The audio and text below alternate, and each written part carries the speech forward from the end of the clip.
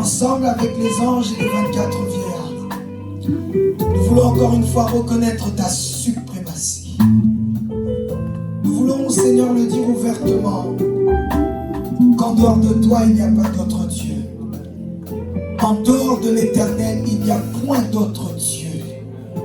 Sur la terre, dans les cieux, sous la terre, sous la mer, dans les forêts et partout ailleurs, dans les lieux célestes et même dans les ténèbres, tu restes Dieu. Ô Père, nous le savons, nous le reconnaissons, que tu es et que tu restes Dieu. Éternel, prends encore une fois toute la place ce matin. Viens nous combler davantage de toutes tes grâces. Viens nous faire du bien. Que toute personne qui est venue dans ces lieux abattus retrouve le réconfort au nom de Jésus. Que toute personne qui est venue délaissée, meurtrie, blessée, trouve la guérison, trouve le réconfort, trouve la restauration au nom de Jésus. Que toute personne qui est venue accablée, chargée par la puissance du nom de Jésus et l'opération de la main du Saint-Esprit, nous déclarons que toute personne venue malade dans ces lieux ressentira complètement guérie. Qu'importe la maladie, qu'importe le temps qu'elle porte, qu'importe la durée depuis laquelle elle est là, mais parce que tu es là, mais parce que tu es présent, mais parce que tu es là, la guérison est là, le salut est là, la joie est là, la bénédiction est là, la restauration est là, l'abondance est là. Oui, Père, avec toi, nous savons que nous n'avons pas fini. En réalité, avec toi, nous n'avons même pas encore commencé. Aussi grande était la gloire que nous avons vécue hier. Seigneur, en réalité, ce ne sont que des petites miettes d'un merveilleux repas que nous allons vivre dans les prochains jours. Et cette affaire de réveil n'est pas qu'une histoire d'église. Seigneur, c'est une histoire numéro 1 que tu veux commencer dans toutes les personnes qui sont dans ces lieux. Nous serons tous réveillés au nom de Jésus. Des mariages réveillés, des foyers réveillés, des études réveillées, des santé réveillées, des ministères réveillés, des ministères réveillés, des corps réveillés, des solutions réveillées, des projets réveillés. Oh, alléluia! Des entreprises réveillées. Oh, alléluia! Des mariages réveillés. Alléluia! Et Seigneur, je le sais, tu ne t'arrêteras pas là. Non, tu ne t'arrêteras pas là. Et parce que nous sommes réveillés, nous allons impacter, influencer également partout où nous irons. Ce réveil nous suivra et ce réveil sera contagieux partout où nous irons au nom de Jésus.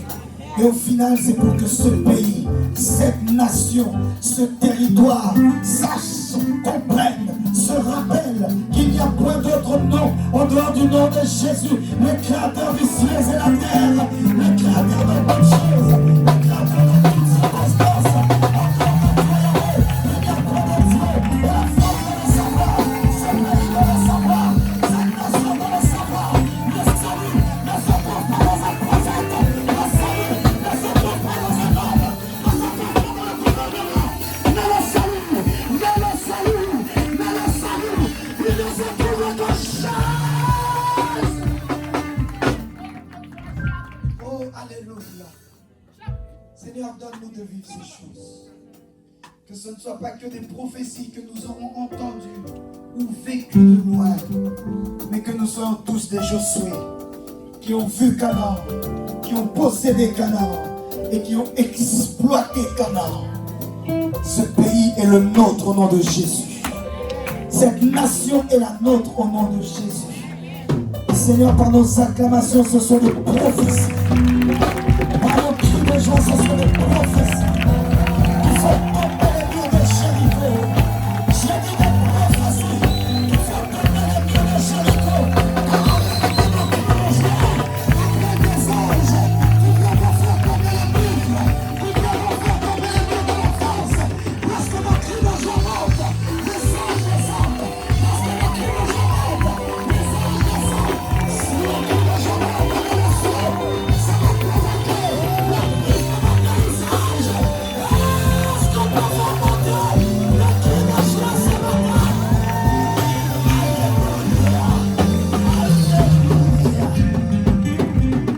Reçois toute la gloire. Reçois tout l'honneur. La puissance. Au nom de Jésus. Amen.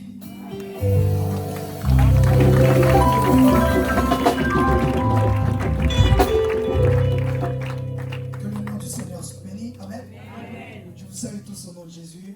Amen. Est-ce que tu peux saluer ton voisin, ta voisine? Tu peux même l'embrasser. Embrasse-la. Embrasse-le. Que tu le connaisses ou pas. Embrasse 6 personnes. 6 personnes. 6 personnes. Tu comptes vraiment 1, 2, 3, 4, 5, 6 personnes que tu embrasses. Tu le connais, tu ne connais pas. Tu dis bonjour, je m'appelle Gérard. Et toi, comment tu t'appelles? Bonjour, sœur Sophie. Bonjour, sœur Sylvie. Bonjour, frère Richard. Bonjour, frère Jérémy. Bonjour, mon frère. Comment vas-tu? Salut au nom de Jésus. Un amour agapao. Pour voir vraiment l'amour agapao. Et puis, normalement, celui qui n'aime ne compte pas. Donc, tu ne dois pas t'arrêter à 6. Tu dois aller encore plus loin, juste quand on te dit stop. Parce que tellement tu en as donné. Alléluia. J'ai pas entendu ton amen. Amen. On peut célébrer le Seigneur ensemble. Ah, si tu le fais bien, bien-aimé. Prenons place. Prenons place. Je disais hier que nous avons vécu des merveilleux moments, n'est-ce pas? Amen. J'aimerais savoir qui était là les 3 jours. C'est la majorité. Qui était là les 2 jours? Qui était là seulement 1 jour? Qui est là seulement aujourd'hui? Les parents, on est ensemble. Qui est là seulement aujourd'hui? Même vous qui n'étiez pas là, à cause de votre présence aujourd'hui, vous allez être bénis. Amen. Ton amen, on dirait que tu n'y crois pas. Amen. Qu'importe, peut-être tu n'étais pas là, tu étais en déplacement. Qu'importe, peut-être tu n'étais pas là, tu as travaillé. Mais parce que tu es là aujourd'hui, tu verras le feu que nous avons reçu, tu le recevras aussi. Amen. Si ton amen arrive à mes oreilles, j'ai dit si ton amen arrive à mes oreilles, ce sera la chose qui va arriver. Alors je le disais hier, plusieurs paroles ont été prononcées au sujet de notre église. L'église, ce n'est pas les 4 murs, l'église, c'est toi et moi. Amen. Pourquoi ton amen n'arrive pas là? Amen. Et hier, l'homme de Dieu, le bishop Eli, a donné quelques paroles qui en réalité, si tu es un minimum sensible à l'esprit, pour toi, ça aurait dû être qu'une confirmation, voire une précision, parce que j'entends, et je parle surtout aux enfants de la maison, tu dois sentir que nous allons quelque part. Amen. Suis-je le seul à y penser? Est-ce que quelqu'un y croit? Il peut dire un fort amen? Amen. Normalement, tu sens, tu dis, mais c'est pas qu'avant on n'adorait pas. Mais maintenant, notre adoration est autre. C'est pas qu'avant, on ne priait pas. Mais maintenant, nos prières sont autres. C'est pas qu'avant, on n'enseignait pas. Mais maintenant, nos enseignements sont autres. J'ai une bonne nouvelle à annoncer à quelqu'un. Dieu nous dirige quelque part. Amen. J'ai dit, Dieu nous dirige quelque part. Amen. Dieu est en train d'inaugurer une nouvelle saison. Je l'ai dit il y a 6 mois, 1 an, je crois, que Dieu est en train de redispatcher des rôles. Dieu est en train de redistribuer des cartes au milieu de nous. Amen. Que celui qui s'en souvienne quand j'ai dit ça, dise Amen. Amen. Et tout ce que nous sommes en train de voir en réalité, ce sont que des confirmations et des précisions de ce que Dieu nous fait sentir. Qui dit Amen. Amen. Ainsi donc, avant d'apporter le message, nous sommes bénis aujourd'hui d'avoir la présence de mon frère et ami, l'homme de Dieu, le bishop Aurélien. Amen.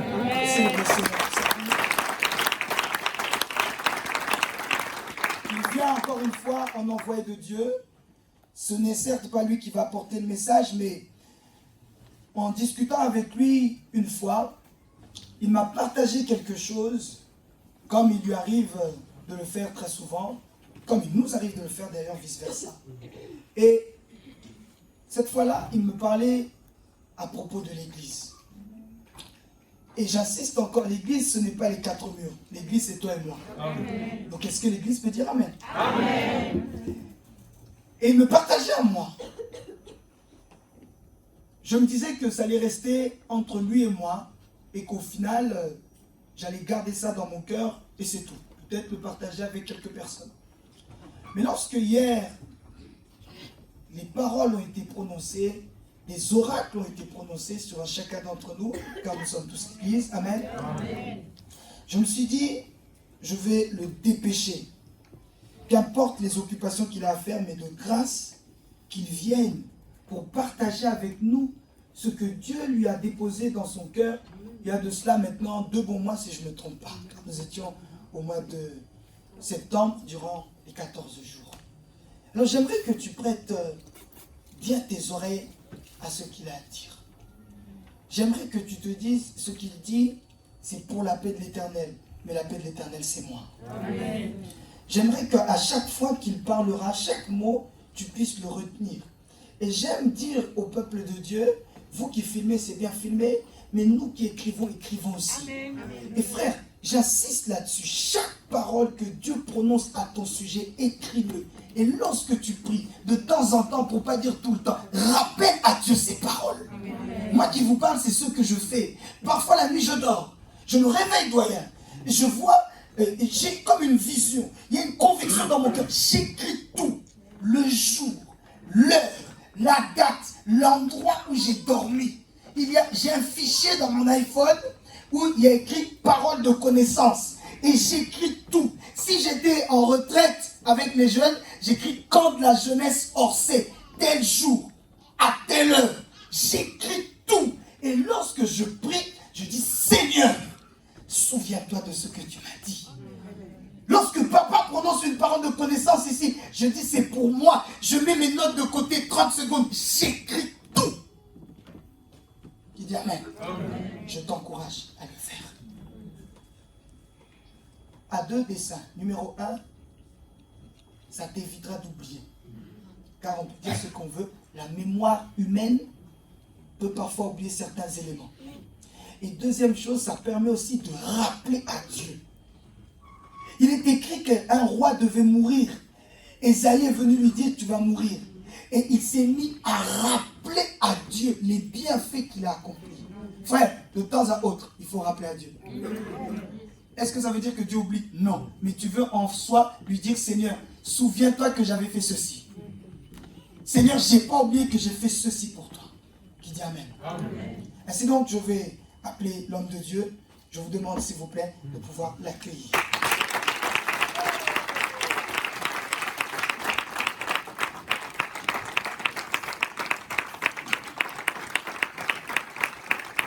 Est-ce que nous pouvons véritablement acclamer le Seigneur?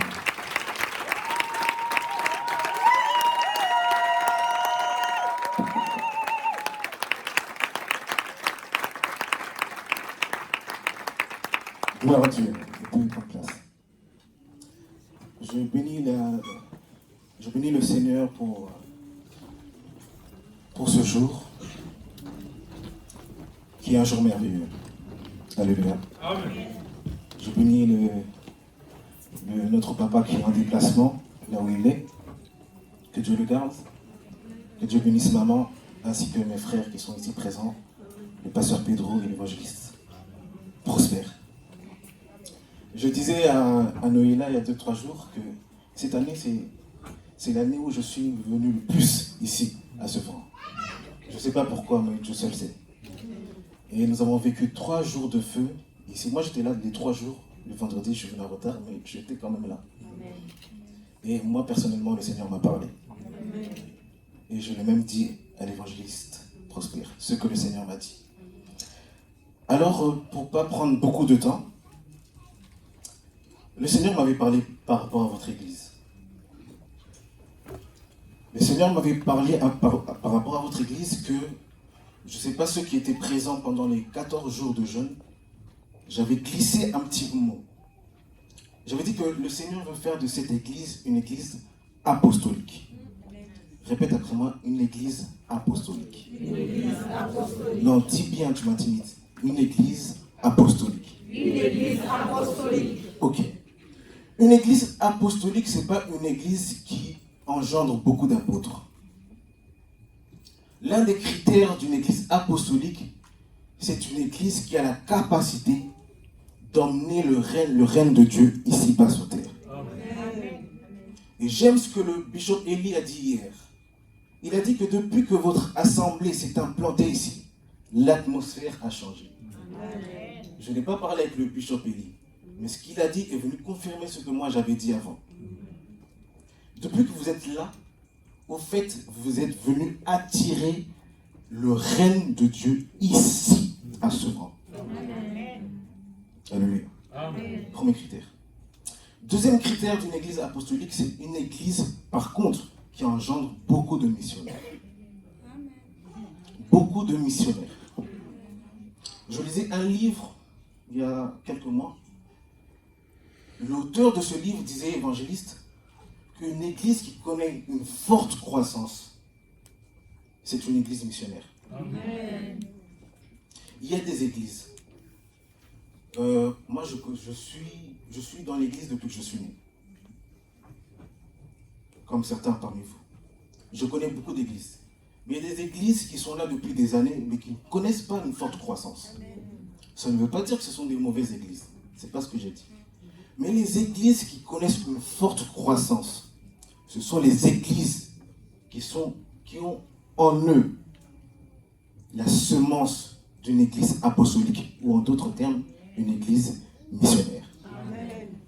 Et quand le Seigneur m'a parlé, pour ceux qui étudient la Bible, je ne parle pas de ceux qui lisent la Bible, je parle de ceux qui étudient la Bible. Il y a une église qui connaît une forte influence sur toutes les autres églises. Et cette église, c'est l'église d'Éphèse. L'église d'Éphèse. Et le Seigneur veut faire de ce ministère, l'appel de l'Éternel, exactement ce qu'il a fait avec l'église d'Éphèse. Pour la petite histoire, l'église d'Éphèse allait étudier ça. L'église d'Éphèse, c'est une des églises qui a été implantée par l'apôtre Paul. Qui connaît l'apôtre Paul? L'église d'Éphèse, c'est une église qui a été implantée par l'apôtre Paul. Et parmi toutes les églises que l'apôtre Paul a établies sur cette terre, c'est l'église où l'apôtre Paul a passé le plus de temps. Pour les théologiens, ils disent que Paul a passé 2 ans et demi dans l'église d'Éphèse. Pour les théologiens, ils disent que c'est trop pour un apôtre. Moi, je dis que c'est pas trop, c'est bien. Parce que le travail que l'apôtre Paul a fait à Éphèse a permis que l'église d'Éphèse soit l'une des églises les plus influentes du Nouveau Testament. À telle enseigne que les églises qui étaient aux alentours d'Éphèse s'inspiraient de l'église d'Éphèse. Et c'est ce que le Seigneur veut faire avec ce ministère. Il y a des gens qui vont vous copier. Ne vous fâchez pas contre eux. Ne dites pas, mais ils ont fait comme nous. C'est normal, ils doivent faire comme vous. Pourquoi? Parce que vous êtes une église qui a été appelée pour influencer les autres églises.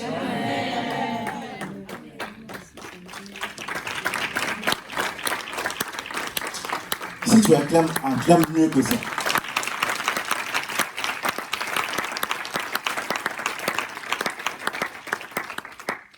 Mais pour ceux qui étudient la Bible, pour ceux qui étudient précisément le livre d'Apocalypse, vous voyez que le Seigneur va faire des reproches à cette église. Et l'une des premières églises, la Bible n'a pas été écrite au hasard. La première église dont le Seigneur a fait des reproches, c'est justement cette église d'Éphèse. Quel était le reproche? Tu as abandonné ton premier amour. Malgré l'influence qu'ils avaient, malgré la notoriété qu'ils avaient, mais au fil des années, leur influence a baissé. Leur notoriété a baissé. Pourquoi? Parce qu'ils ont abandonné leur premier amour. J'aimerais dire à l'appel de l'Éternel, je l'ai déjà dit la dernière fois, mais je vais le répéter. L'influence que vous avez, ce n'est pas un honneur. C'est une responsabilité. Si vous échouez dans votre mission, le Seigneur va vous reprendre sévèrement. L'évangéliste prospère, c'est de quoi je parle. il y a des églises ici sur la place de Paris qui ont très bien commencé. Il y a des églises ici qui ont connu des 900 membres, 1000 membres, ici à Paris. Mais aujourd'hui, à l'heure où je vous parle, ce n'est que de l'histoire. On parle d'eux au passé. Et je ne pense pas que c'est la pensée de Dieu qu'on puisse parler de l'Église au passé. Aussi longtemps que le Seigneur n'est pas encore venu, l'Église doit grandir. Amen. Vous avez une grande responsabilité. Je le dis vraiment de tout mon cœur. C'est le Seigneur qui le dit. Mais un des défauts que nous avons, nous les enfants de Dieu, lorsque nous avons des prophéties, nous attendons seulement. Nous attendons seulement que ça s'accomplisse. C'est bien. Mais comment attendre? Si par exemple je dis à quelqu'un, il y a un esprit de mort sur ta vie, cette personne va faire quoi? Elle va commencer à prier, à jeûner, jusqu'à cet esprit de mort s'en aille. Mais lorsque nous avons des bonnes prophéties, que le Seigneur veut vous voir monter, etc., faisons la même chose. Amen. Parce qu'on attend en priant. On attend en travaillant. Lorsque les disciples étaient avec Jésus-Christ, Actes chapitre 1, ils ont vu Jésus-Christ monter. Et 2 anges sont venus le voir pour leur dire, mais qu'est-ce que vous faites là? Allez travailler. Ils sont partis dans la chambre haute. Le Saint-Esprit de Dieu est descendu sur les apôtres. Et dès qu'ils ont reçu le Saint-Esprit le même jour, Pierre a commencé à travailler. On attend en travaillant. Alléluia. Amen. Je ne sais pas comment cette église est organisée, je sais à peu près, mais j'aimerais vous encourager, vous qui êtes ici. Ne soyez pas seulement des chrétiens du dimanche. Amen. Ne soyez pas que des chrétiens du dimanche. Le dimanche, en général, on vient en prêche, etc.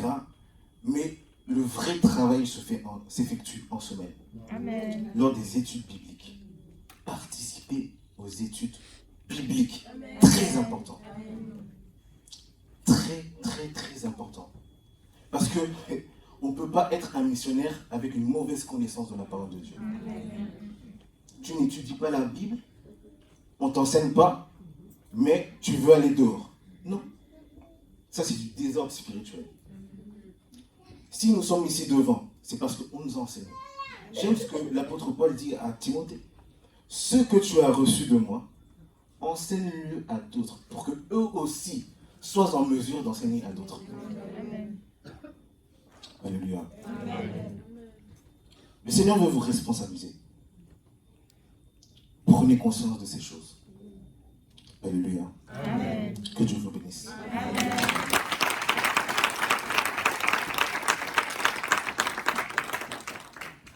Est-ce qu'on peut se mettre debout, s'il vous plaît? Il ne faudrait pas que ces paroles s'envolent telles quelles. J'aimerais que tous ensemble, nous puissions prier l'Éternel durant 1 à 2 minutes. En lui disant, Seigneur, certes, merci pour ce que tu veux faire, mais Seigneur, que nous ne puissions pas passer à côté. Que rien ni personne ne puisse nous empêcher de voir ton plan merveilleux s'accomplir. J'aimerais que tu puisses dire, Seigneur, donne-nous la force, le caractère, la force physique, la force morale, la force spirituelle. Donne-nous, Seigneur Jésus, de réussir. Que nous ne puissions pas nous éloigner de notre vision. Je crois, l'homme de Dieu l'a dit, beaucoup ont bien commencé, mais ont mal fini. Alors dans cette prière, en même temps, tu vas prophétiser, Seigneur, nous commencerons bien, nous acheminerons bien, mais surtout nous finirons bien. Que rien ni personne ne nous éloigne de toi.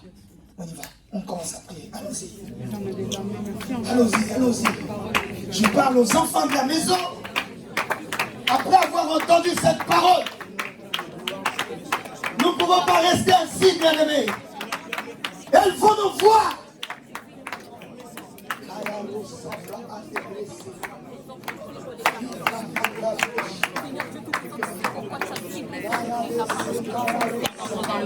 Seigneur, tu sais pourquoi tu nous as touchés. Oh mon Dieu, oh mon Dieu, oh mon Dieu, oh mon Dieu, Seigneur, à 3 reprises tu nous parles d'une manière intense. À 3 reprises tu nous parles au sujet de la même chose. C'est ta conscience que tu veux faire quelque chose. Éternel Dieu Tout-Puissant,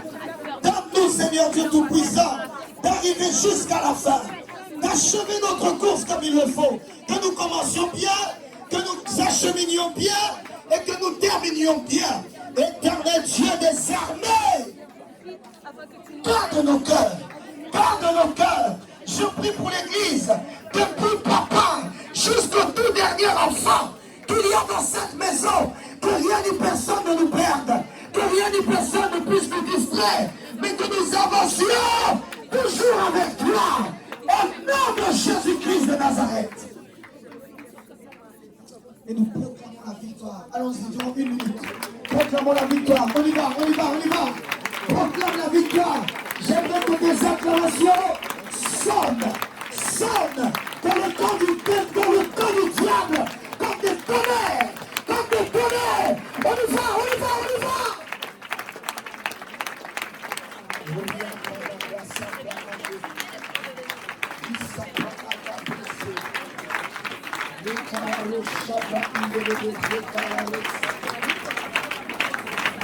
Victoire au nom de Jésus. Jusqu'à la fin. Que ton nom soit béni. Reçois nos acclamations. Dieu de puissance, Dieu de gloire, Seigneur. Parce que ta parole est descendue d'en haut jusqu'en bas. Nous voulons que nos cris de joie, nos acclamations montent jusqu'à toi. Pour te dire, Seigneur, nous acceptons par ta grâce, nous irons jusqu'au bout. Par ta grâce, nous irons jusqu'au bout, Seigneur. Reçois nos cris de joie, qui sont en même temps des cris, Seigneur, pour dire, nous ne comptons que sur toi, Yahweh. Dis à ton voisin, tu as entendu? Dis-lui bien, tu as entendu. Dis-lui maintenant, sois sérieux. Quoi, tu t'autorises pas de le dire, dis maintenant, sois sérieux. Si vous vous souvenez bien, je chute là-dessus par rapport à ce sujet. Le dernier jour des 14 jours de gloire, j'ai apporté un message qui s'intitulait « Les enjeux de l'attachement à Jésus-Christ ». Et avant cela, je crois, si tu te souviens, j'étais vêtu tout de blanc, j'ai encore l'image en tête. J'avais donné plusieurs paroles de connaissance que Dieu m'avait mis à cœur.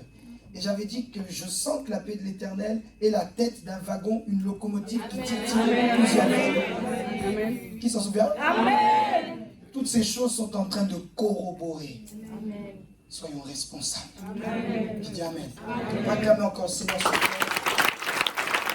Merci à toi, frère Rémi, de chaque. Nous allons rapidement dans les Écritures. Je sens qu'il y a quelqu'un qui dit « Oh, il est déjà 12h40, ça veut dire qu'aujourd'hui, on va finir en retard ?» Non. Aujourd'hui, le Saint-Esprit sera à l'heure humaine. Amen. À 14h, nous aurons fini. Amen. Si aujourd'hui, je n'ai pas fini, je reviendrai la semaine prochaine. Je dis Amen. Amen. Papa n'est pas là, papa est en Angola. Par la grâce de Dieu, je le disais au premier culte, quand tu portes un manteau apostolique, de temps en temps, tu dois te dépêcher et aller rapidement pour aller installer, faire asseoir les choses. Et c'est ce que papa est parti faire. Il est arrivé depuis quand? Hier matin? Hier soir. Hier soir, il est parti en Angola. Mais nous le chérissons et le portons de tous nos cœurs et dans nos prières. Amen. Ton amen, Amen. Par respect pour la parole, nous nous mettons tous ensemble debout. Je nous invite à aller d'abord dans Matthieu chapitre 24, versets 34 et 35. Et nous allons prendre également 2 Timothée. 2 Timothée. Non, on va lire que 2 Timothée. 2 Timothée chapitre 3. 2 Timothée chapitre 3. Nous continuons toujours avec cette génération ne passera pas. Et le deuxième titre, disons, de mon message, c'est les maladies de notre génération. J'avais pu commencer. Qui est cette fille là-bas? Nathan est où? Excusez-moi. Nathan est où? C'est... Rappelle-moi ton nom. Prisca, tu étais dans mon esprit toute cette semaine. Tu étais dans mon esprit toute cette semaine. Je suis content de te voir. Donne un an. Ce que Dieu va faire dans ta vie va te chambouler. Amen. Tu étais dans mes pensées toute cette... Donc, au moment où je te parle, j'ai peur dans mon cœur. Car ce que Dieu va faire va retourner plusieurs personnes autour de toi. Une seule condition, sois sérieuse.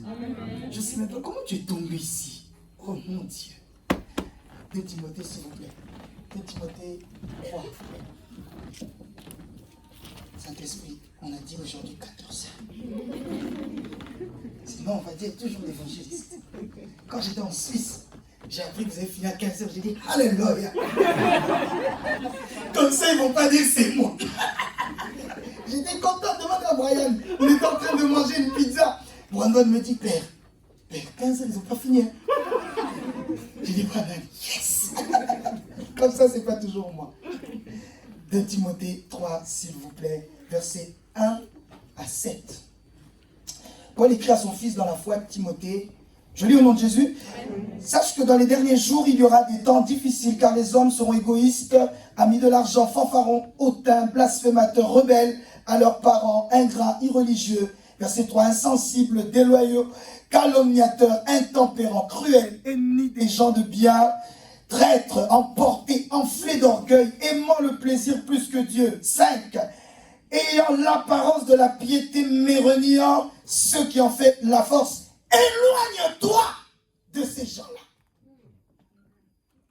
Et on peut sentir le ton que l'apôtre prend quand il parle à son fils. Il dit, éloigne-toi. Il ne leur dit pas, va prêcher ces gens-là. Il ne dit pas, exhorte-les. Il ne dit pas, prends ce courrier, va leur montrer. Il dit non, éloigne-toi. Tu dois couper. J'ai dit, tu dois couper. 6. Merci Jésus. Tu viens me voir à la fin, presque. Il en est parmi eux qui s'introduisent dans les maisons et qui captivent des femmes d'un esprit faible et borné, chargé de péché, agités par des passions de toute espèce. 7, je finis là-dessus. Apprenant toujours et ne pouvant jamais arriver à la connaissance de la vérité. C'est-à-dire des gens qui enchaînent, viennent à l'église tout le temps, tout le temps. Ça va, maman? Ça va bien? Oui? Oui, je vais bien. Pardon, aujourd'hui, ça vient un peu en désordre. Gloire à Dieu. Et c'est comme s'il dit, mais ces gens-là viennent, mais ils ne comprennent pas. Ce ne sera pas ton cas. Amen. Toi, tu viendras, mais tu connaîtras la vérité t'affranchira. Car cette vérité porte un nom, son nom est Jésus. La vérité n'est pas une baliverne, la vérité n'est pas une vertu, la vérité est une personne. Et son nom c'est Jésus.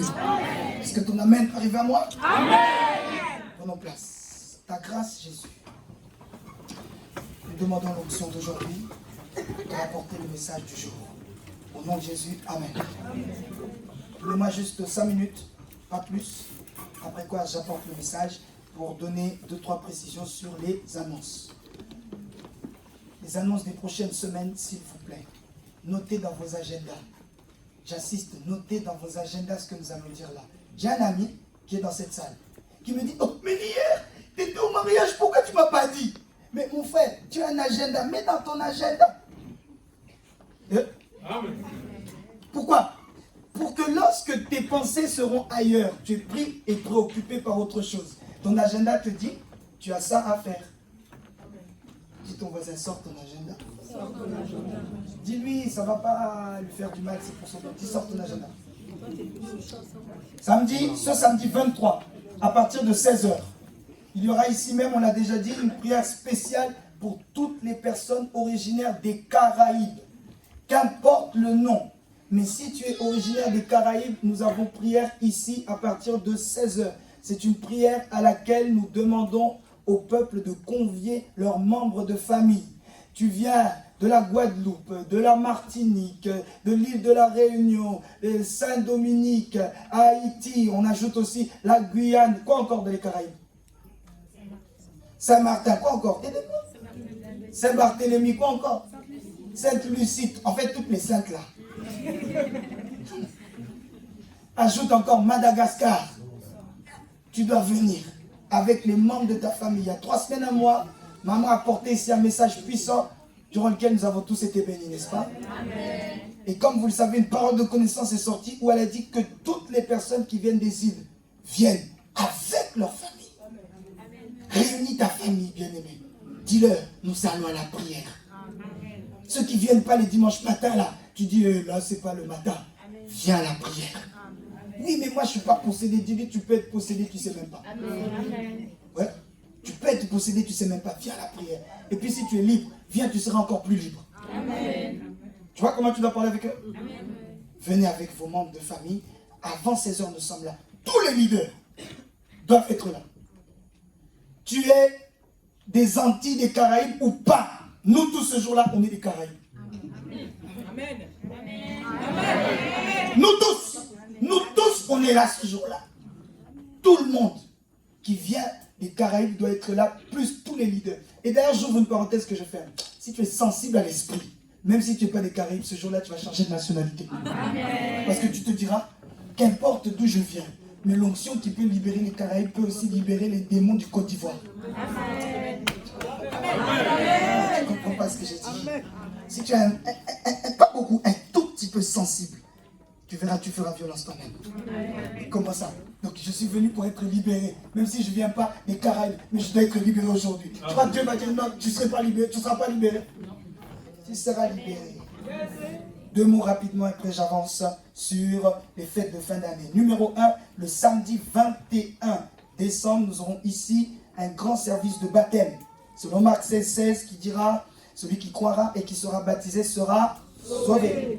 Alors toutes les personnes qui ne sont pas baptisées par immersion, qui n'ont pas eu le baptême selon la Bible, c'est-à-dire de la tête aux pieds, comme je l'ai dit au premier culte, nous t'avons plongé, immergé. Tu es invité à venir rapidement. Le baptême catholique, je le dis clairement, ce n'est pas un baptême biblique. C'est une petite douche que tu avais pris quand tu avais 3 ans.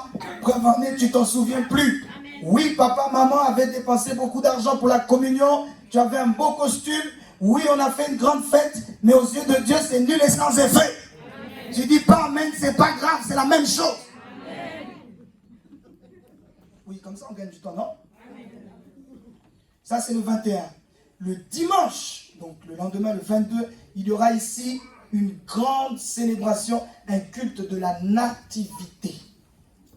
Nativité.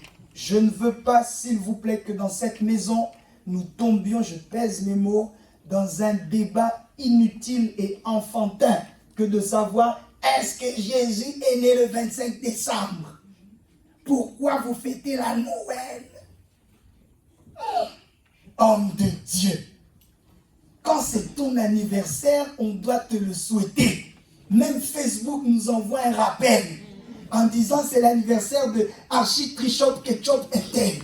Mais toi, quand il s'agit de célébrer la naissance de Christ, tu dis non, jaloux. Quand nous célébrons la naissance, la nativité de Christ, on se dit qu'il soit né le 24, le 25 décembre ou le 25 mai, nous n'avons que faire. Le plus important, c'est qu'il soit né un jour. D'ailleurs, tout chrétien révélé va célébrer la naissance de Jésus tous les jours. Ce n'est pas la date qui compte, c'est l'événement.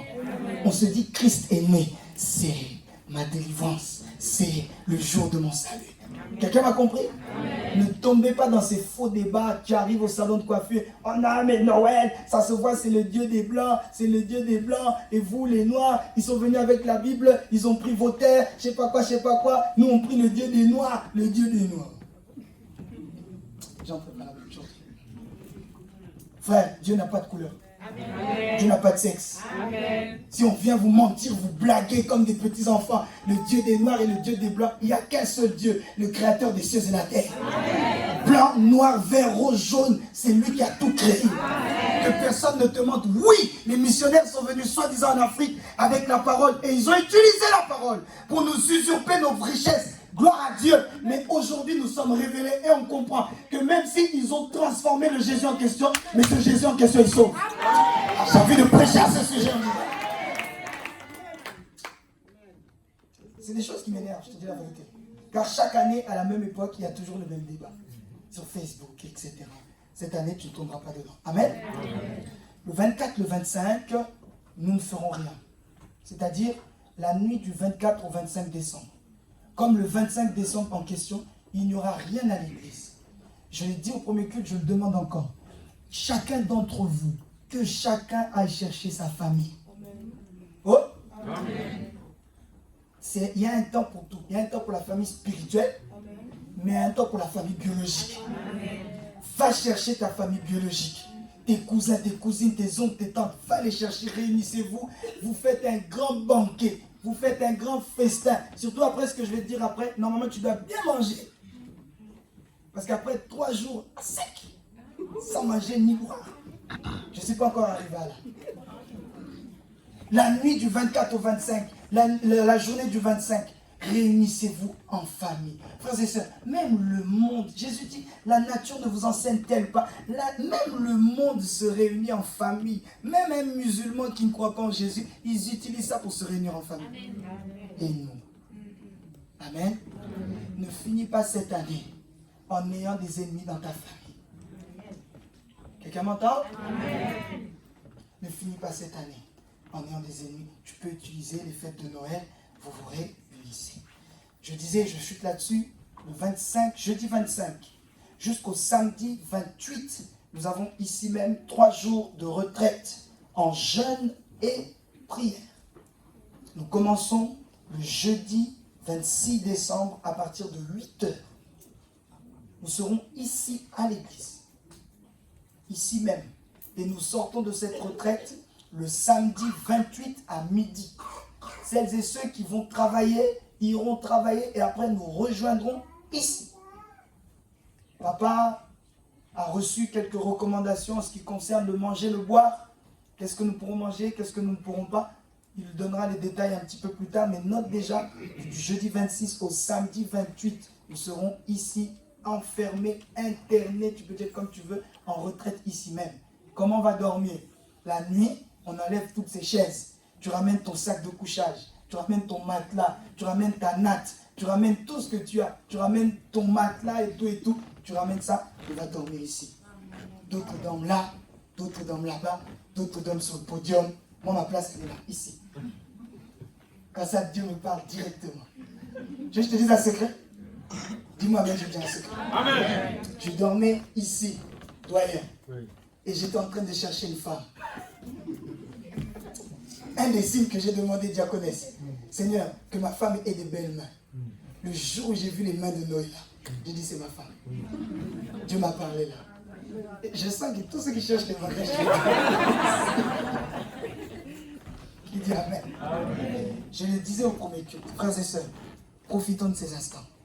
Car dans peu de temps, nous ne pourrons plus faire des retraites à l'église. L'église sera tellement grande que tout le monde ne pourra pas dormir ici. On sera obligé d'être là la journée, la nuit, chacun va dormir chez soi. Alors tant qu'il a encore temps, que tout le monde vienne. Je vous donne un vrai conseil d'amis. Tant qu'il a encore temps, que tout le monde soit présent. Qui dit Amen. Amen. Les gars peut-être se posent la question. Non, évangéliste. Jeudi, vendredi, samedi, comment on va se laver? Quand même. Déjà, comment on va dormir? Nous tous, j'ai déjà dit. Comme ça, là-bas, Adler est en train de ronfler. Moi, je ronfle ici. Toi, tu ronfles là-bas. On dort, nous tous serrés. C'est beau. Ah, Inès, c'est beau, ma fille. Qui a déjà fait ça avec moi? Dis la vérité, n'est-ce pas que c'est beau, non? Mais... Écoute, tu vois, toi qui es là, tu es le résultat des jeunes, des retraites qu'on a fait où on était serrés comme ça. On dit, Seigneur, envoie des bien-aimés. Jésus, envoie les bien-aimés. Et voilà, tu es là. Amen. Nous voulons que l'église grandisse encore, oui ou non? Amen. Venons à cette retraite. Amen. Ou même si le confort n'est pas comme d'habitude, c'est ça le jeûne, bien-aimé. Je ne comprends pas les gens qui jeûnent comme le camp qu'on a fait cette année. C'était trop bien. Amen. On a mangé des éclairs au chocolat. Amen. Un jeûne, c'est pas comme ça. Amen. Un jeûne, vraiment, vous devez rentrer, vous allez maigrir. L'année prochaine, je vais leur dire, changez-moi ce menu-là. Amen. On paye, mais on ne mange pas. Voilà. Amen. Amen. Amen, bien. Amen. Donc c'est quelque chose de très important. Par contre, comment on va se changer? Comment on va s'habiller? Exode nous apprend que Israël a fait 40 jours dans le désert. Ils ne se sont pas lavés.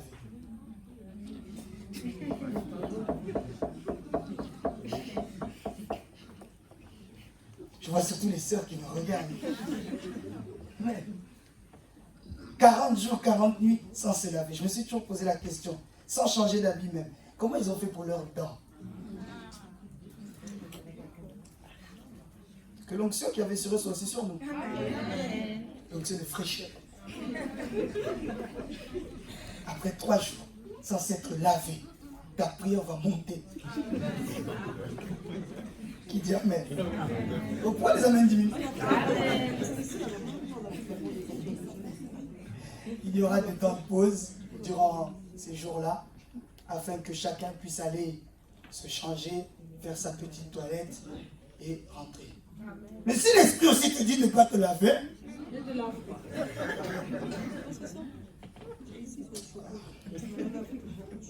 il dit Amen. Dis à ton voisin, les maladies de notre génération. Change de voisin encore, plus fort encore, dis-lui les maladies de notre génération. On a vécu ici, on l'a dit à l'instant, 3 jours ô combien merveilleux. Qui dit Amen.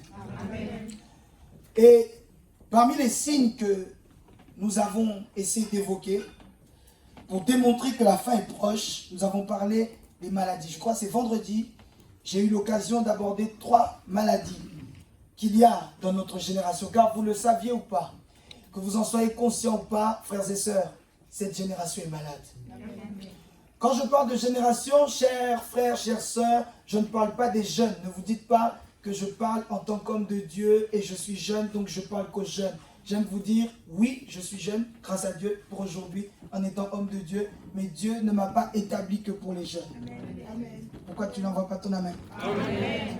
Dieu ne m'a pas établi que pour les jeunes, je parle à toute l'Église. D'ailleurs, par rapport à ce thème, quand on dit cette génération, c'est toute personne qui vit sous le soleil. Qu'importe ton âge, qu'importe d'où tu viens, qu'importe où tu vas, tant que tu es sous le soleil, tu es concerné par cette génération. Est-ce que la génération peut dire Amen? Amen. Et donc, on a abordé vraiment plusieurs choses par la grâce. J'aimerais venir rapidement sur ce que j'ai déjà dit, mais je passerai vraiment rapidement avant d'aborder 1, 2 ou 3 maladies en plus. Numéro 1, j'avais dit que la maladie, c'est un dysfonctionnement de la santé qui peut mener à la mort si cette maladie n'est pas bien traitée. Je répète, la maladie, c'est un dysfonctionnement de la santé. Ça veut dire qu'il y a un couac chez toi. Tu as plus de globules blancs que de globules rouges. Tu as un problème de potassium, magnésium. Tu as un problème de fer, ce qui fait que tu es anémique. Tu as un problème de sang, tu as un problème de... C'est ce qu'on appelle la maladie. Amen. Envoie l'amen. Amen. J'ai dit tout à l'heure que j'ai prêché 3 jours. Hier encore, je suis parti à un mariage. Donc je suis, c'est vrai, normalement, physiquement très fatigué. Du coup, si ton amen n'arrive pas vraiment à me réveiller, je vais dormir. Amen. Amen. Gloire à Dieu. Cette maladie, frères et sœurs, si elle n'est pas bien traitée, elle peut mener à la mort. Toute maladie, je pèse mes mots, toute maladie qui n'est pas bien traitée, à la fin peut amener à la mort. Amen. En passant peut-être par diverses phases. Une maladie peut engendrer d'autres maladies. Mais vous verrez que cette maladie, si elle n'est pas bien traitée, elle peut amener à la mort. Je donne un exemple. Vous verrez quelqu'un, j'ai entendu parler cette semaine, il avait simplement comme un grain de beauté au dos, mais il n'était pas né avec. Ce petit grain de beauté a commencé à lui faire des démangeaisons.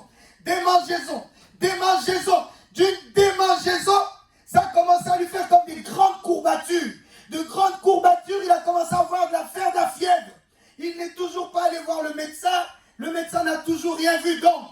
Et à partir de là, quand ça commençait à devenir atroce, le rhume, la fièvre et compagnie, sa femme lui dit, chérie, allons voir le médecin. Le médecin le voit, il dit, tout a commencé là. Il commence à l'examiner et compagnie. Et il dit, monsieur, allons faire des tests de sang. Lorsqu'il fait des tests de sang, il ne voit rien. Allons voir le kiné lui fait un petit rétablissement. Mais la santé n'est toujours pas bonne. Il s'étudie les cas, le cas. Jusqu'à un moment, il dit, allons faire une radio. Et quand ils vont faire la radio, ils voient qu'en réalité, c'est un kyste qui est devenu une tumeur.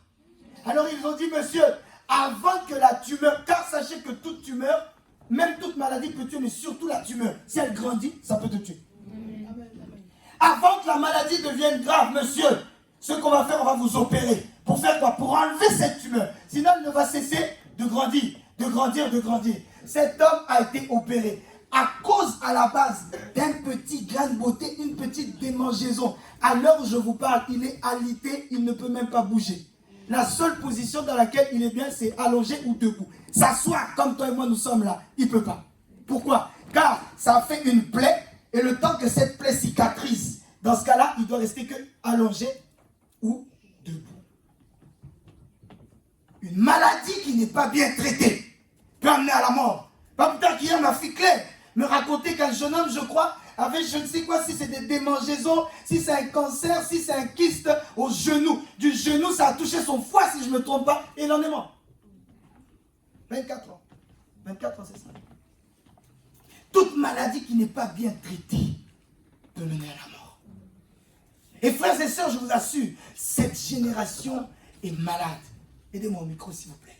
Cette génération est sérieusement malade.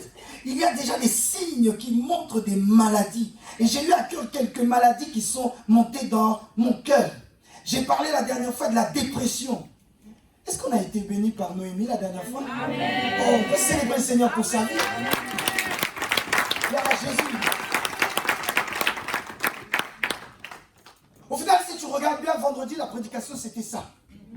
Elle nous a parlé d'une manière spirituelle, mais médicalement parlant, que la dépression est assise dans ce pays.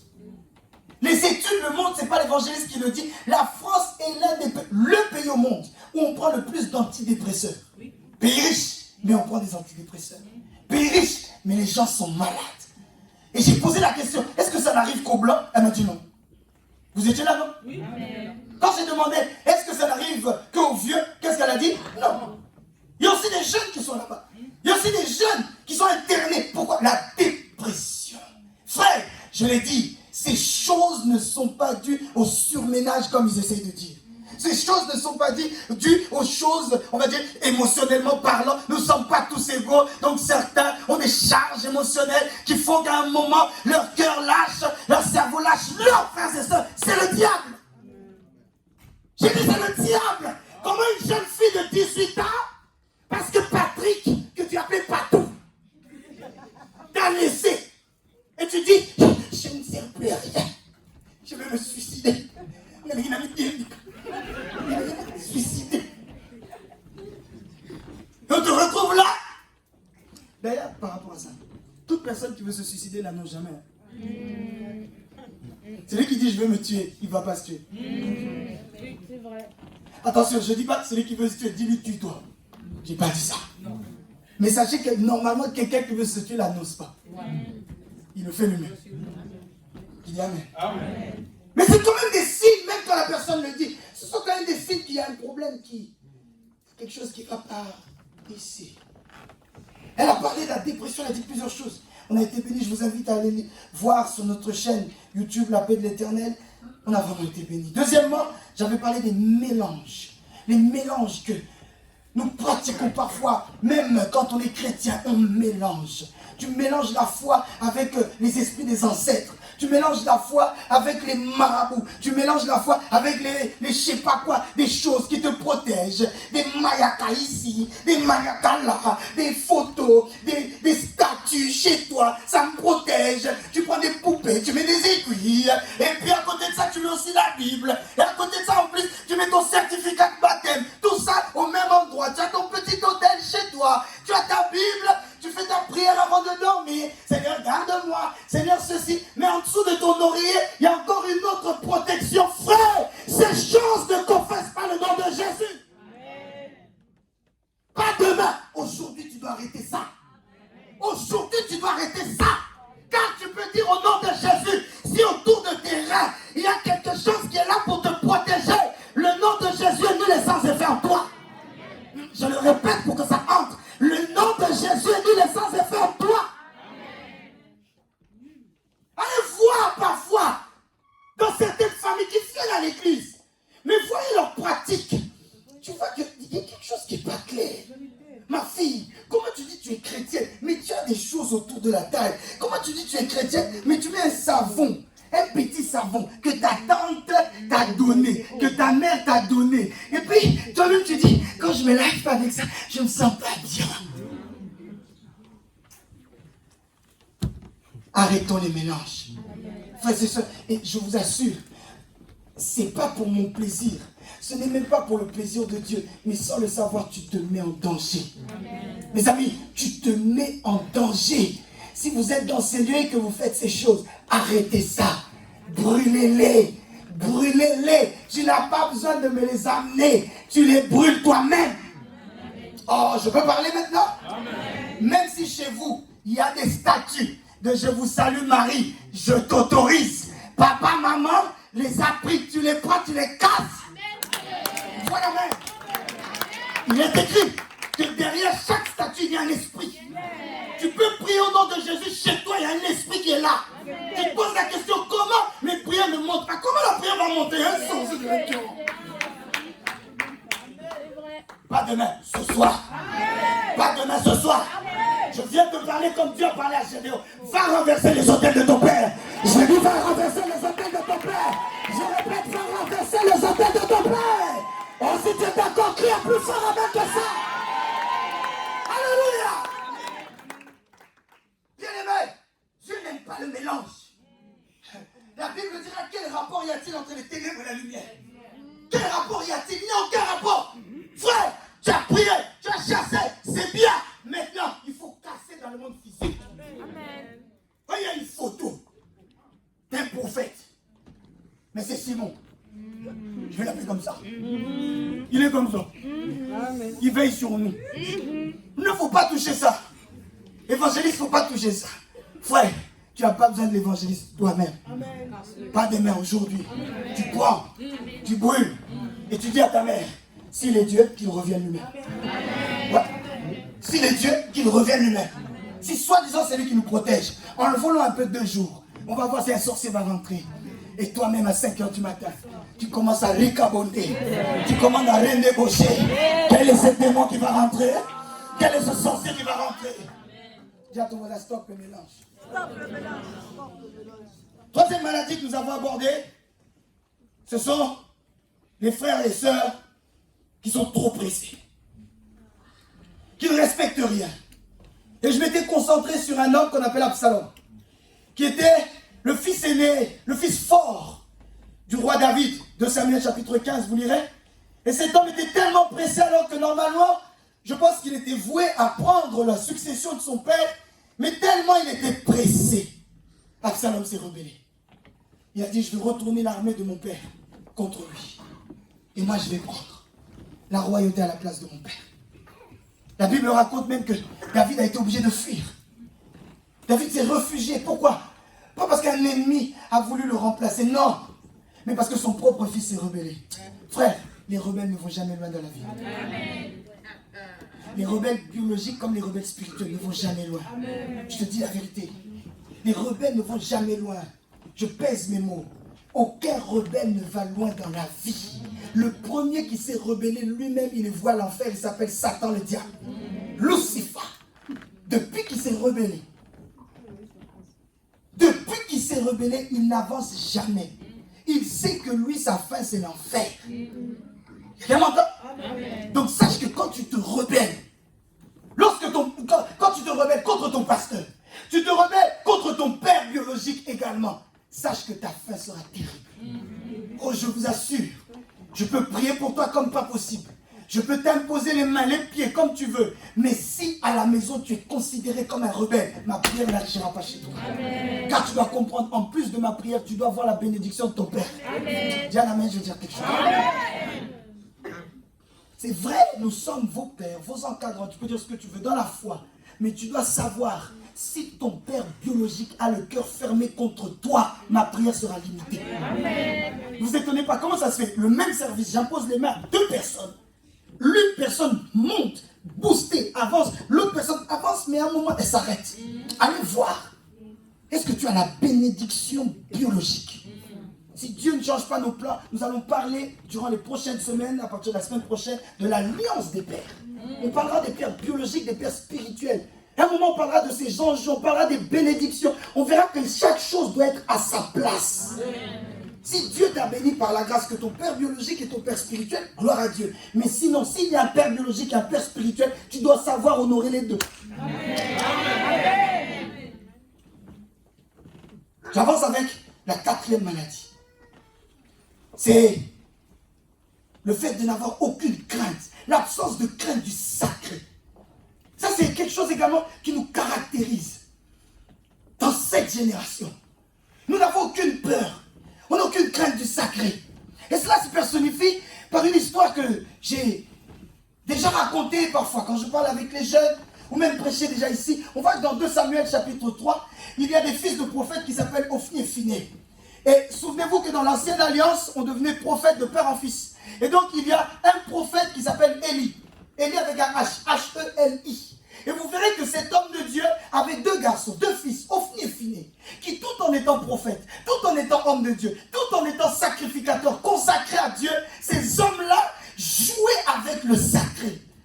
Il est écrit qu'ils couchaient avec les femmes qui venaient à la tente d'assignation. En d'autres termes, les femmes qui venaient pour adorer Dieu, les femmes qui venaient pour célébrer Dieu. Eux, dans leur tête, quand ils voient une sœur qui vient, ils se disent, oh, elle a les donner comme j'aime.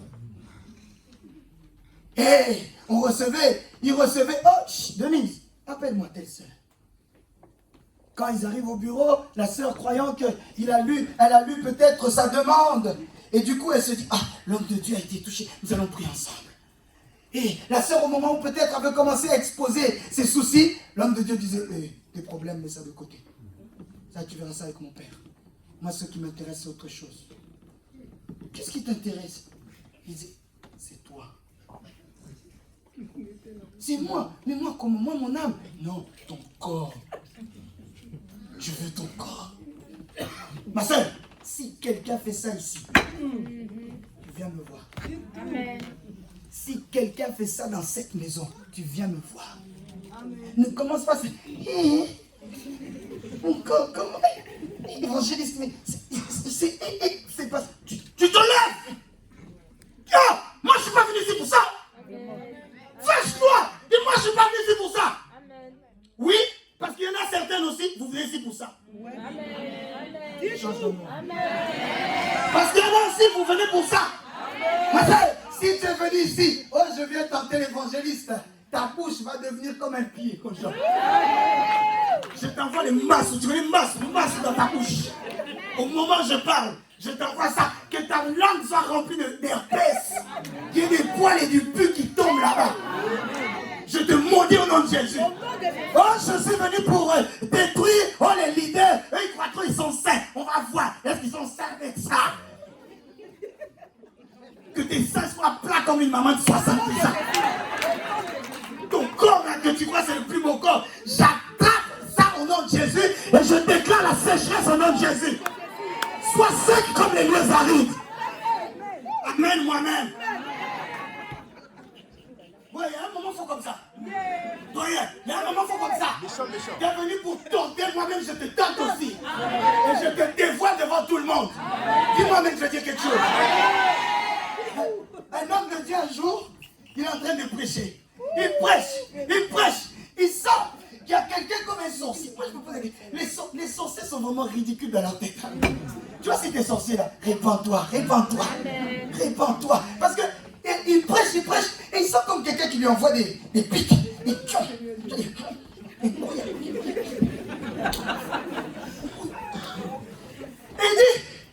là où je prêche, comme il parle, hein, il dit là où je prêche, si tu continues, je vais te démasquer. Les gens disent, qu'est-ce qu'il dit? Il continue à prêcher. Il dit, si tu continues, je vais te démasquer. Il coupe la prédication. Il dit, tout le monde se lève. Tout le monde est debout. Il dit, tout le monde lève les mains. Tout le monde lève les mains. Il dit, vous tous qui avez levé les mains, il y a un sorcier ici. Vous tous, si vous êtes normaux, vous allez réussir à baisser les mains. Le sorcier, tes mains vont rester bloquées. Je t'avais dit, si tu continues, je vais te dévoiler. Allez, tout le monde s'assoit. Tout le monde s'est assis. On voit un papagien. J'ai dit, hein, si tu es venu ici pour nous tenter, tu seras dévoilé. Espèce de papaonites, nous allons te dévoiler. Et au moment où je parle, si tu es venu pour me tenter, t'as le feu du Saint-Esprit de plus. J'ai envie de plus réclamer le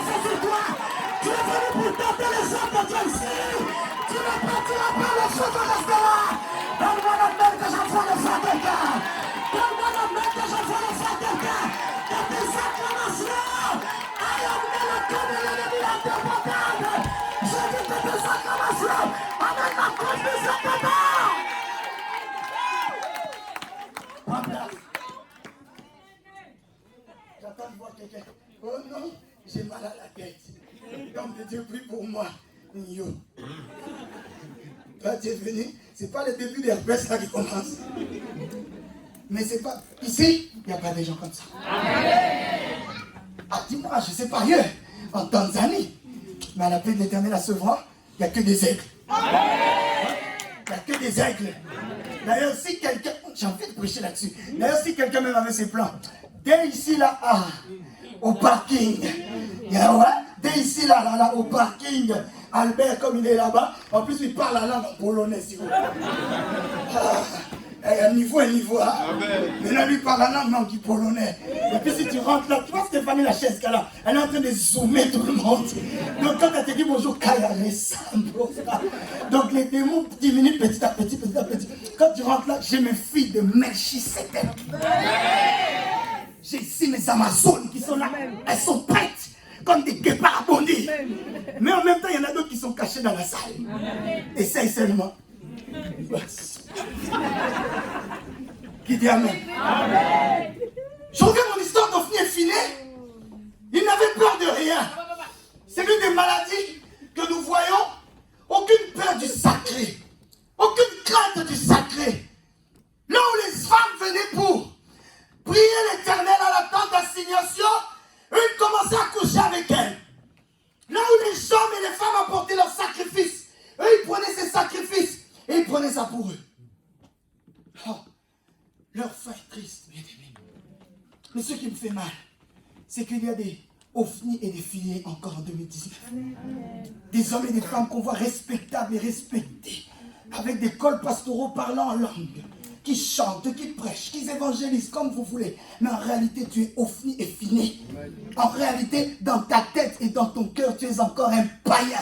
Car je vous dis la vérité, il y a des gens qui vont évangéliser qu'on doit d'abord évangéliser.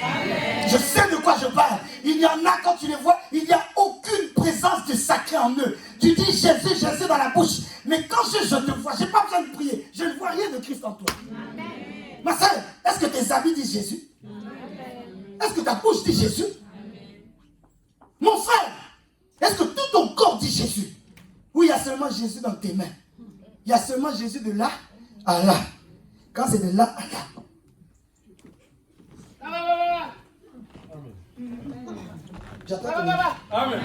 J'attends ton fort. Amen. Mes frères et sœurs, cette génération est malade. Cette même maladie qui a envoûté Ophni et Phiné. Jusqu'à un moment, leur père vient les voir et il dit, mes enfants, ce que vous faites n'est pas bon. Frère, ça c'est Élie. Moi, je ne suis pas Élie. Hein. Je te chasse au nom de Jésus. Amen. La Bible dit, quand tu reprends quelqu'un, reprends-le une fois seul. Amen. Deuxième fois, appelle un témoin. Amen. Troisième fois, tu l'exposes devant tout le monde. Amen. Moi, j'ajoute quatrième fois, je le chasse. Amen. Ah, je vous ai dit, il y a un homme de Dieu, un prophète, à Lyon. Quand il entend que quelqu'un l'a critiqué, il le convoque au bureau.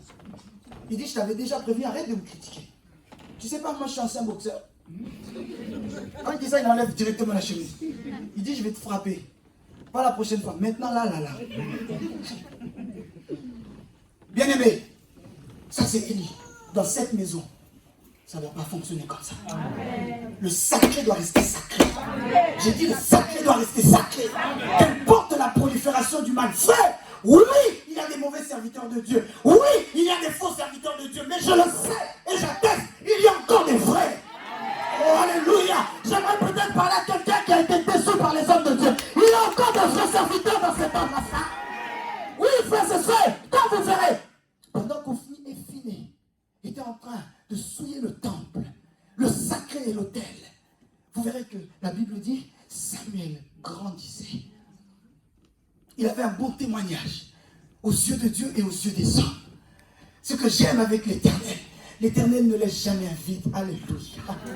Lorsque quelqu'un n'est pas dans le bon, l'Éternel va toujours susciter quelqu'un d'autre. C'est vrai que selon la hiérarchie, selon les plans de Dieu, après après Élie, il va voir soit Ophni, soit Phiné. Mais Dieu, par sa grâce infinie, il a enlevé la sacrificature de leur famille. Il est parti chercher l'enfant de Anne et Elkana qui s'appelle Samuel.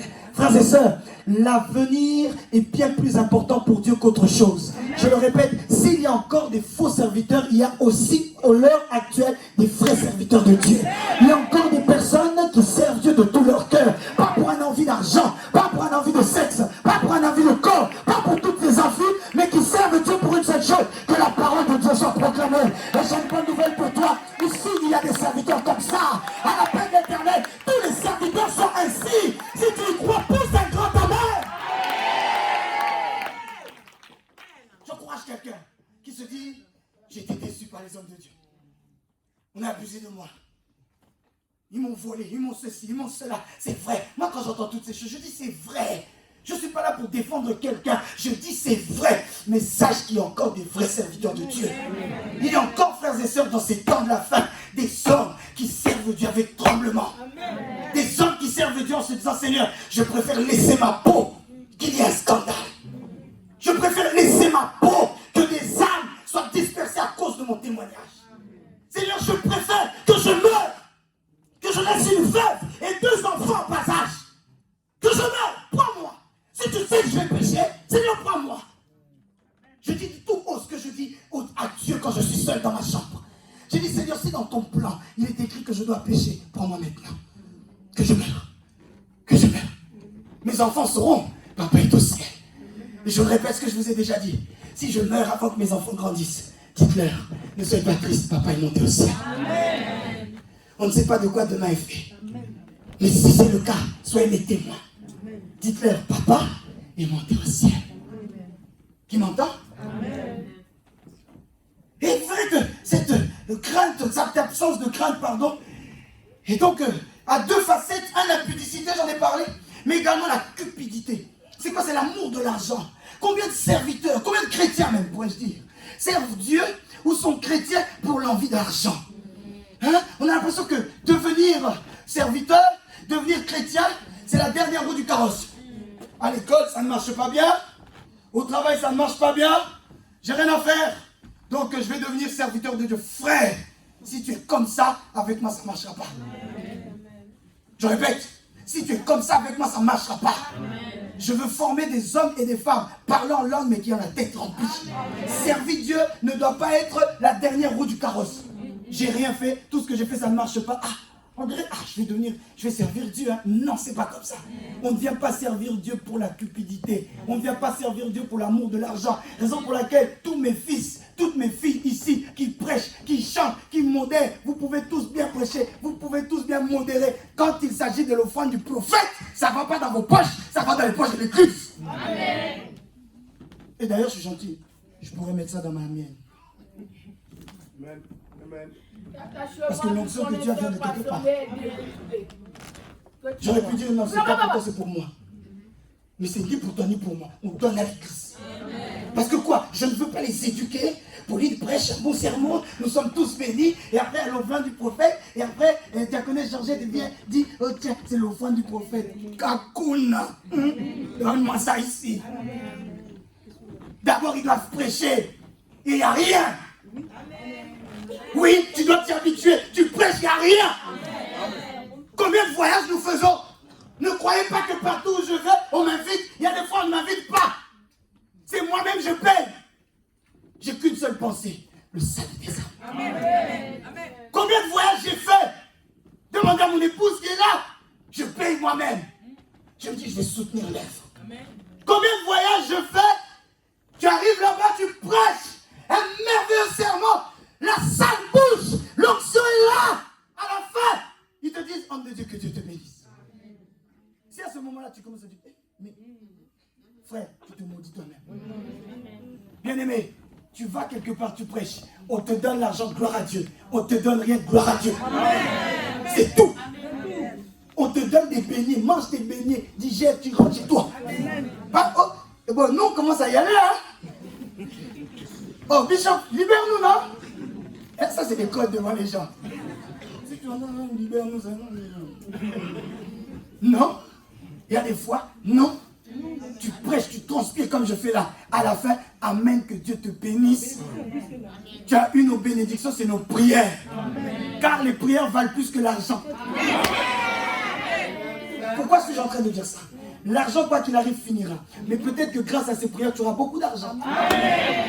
Ton amen, tu as compris? Et là, des fois même, pire encore, tu vas prêcher quelque part.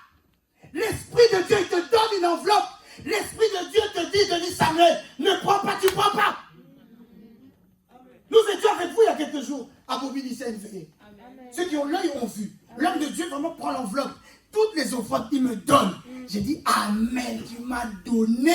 Moi aussi, je te redonne. Amen. Parce que tu en as beaucoup plus besoin que moi. Amen. Il dit, non, nous voulons être bénis. C'est biblique. J'ai dit, oui, mais tu m'as donné. Moi aussi, je te redonne. Aline, tu prêches la salle cible. Tu prêches en Centrafrique. Ils disent, voici une véritable servante de Dieu. Lorsque tu lèves la main, les démons partent en débandade. Ils disent, voici une grande servante de Dieu. Ils te donnent l'offrande. L'Esprit te dit, ne prends pas. Tu dis, reprenez vos offrandes. Dieu s'occupera de toi, ma fille. Que de personnes qui servent Dieu avec un amour de l'argent.